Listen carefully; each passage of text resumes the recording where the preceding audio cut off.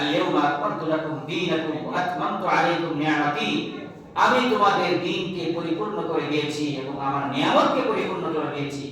এত সব নিয়ামত, এত সব পূর্ণতা পেয়েও আমরা কেন বিজাতীয় সংস্কৃতিতে আমরা উদযাপন করতে যাই? দেখেন, সামনে আমাদের এই সপ্তাহে শেষ হচ্ছে এই বছর। আসলে এই যে বছর শেষ হয়ে নতুন বছরের আগমন, এটা কোন উদযাপনের বিষয় না। এটা কি না?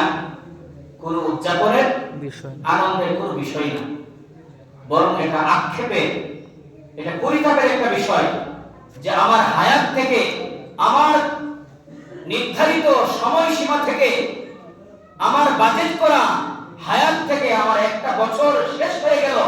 আমি আমার রবকে কতটুকু সন্তুষ্ট করতে পেরেছি সেই হিসাব করে করে একটা মানুষ করে করে সারা রাত কাটবে।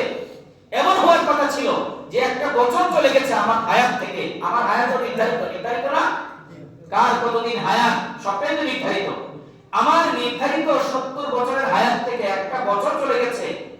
আয় হায়, আমি এই বছরে আমি কি করলাম, কতটুকু আমি ইবাদত করতে পারলাম, গত বছরের চেয়ে এই বছরটা আমি কতটুকু বেশি নিজেকে আল্লাহর জন্য সময় দিলাম, নবীর সুন্নাত কতগুলো আমি চিন্তা করলাম, সেই আফসোসে মানুষ সারা রাত কান্না করার কথা। এবং নতুন একটা বছর আসছে, সেই বছরটা যেন আরো ভালো হয়, আরো কল্যাণকামী হয়, সেই চিন্তায় সারা রাত ইবাদত করার কথা। কিন্তু সেটা না করে নাচ, গান, ডান্স, নারী, পুরুষ, যুবক, যুবতী একসাথে নাচতে নাচতে নাচতে নাচতে, হারাম নেশা করতে করতে, মদ পান করতে করতে বেহুশ হয়ে সারা রাত করে থাকে। বিভিন্ন শহরে শহরে আলোকসজ্জা করে, পশু পাখি সব মেরে ফেলে।